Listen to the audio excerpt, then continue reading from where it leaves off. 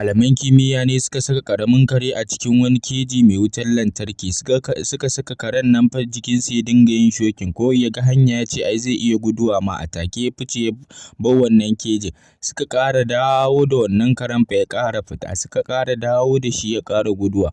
Sai suka dawo da shi fa suka ce bari su ja wannan ƙofa.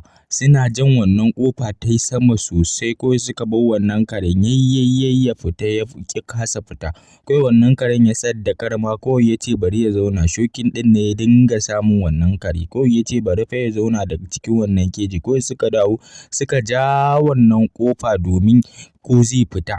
Haka karen nan fa shi fa ya saddakar, sun ja ma wannan ƙofar ya saddakar ba zai iya fita ba ma, ya haƙura sabida a baya yayi ya kasa fita. To kun ga mutane ma suna samun dama ne in suka fita, to suna samun dama kuma su kasa fita. To wannan shi ne, Allah ya sa mu dace.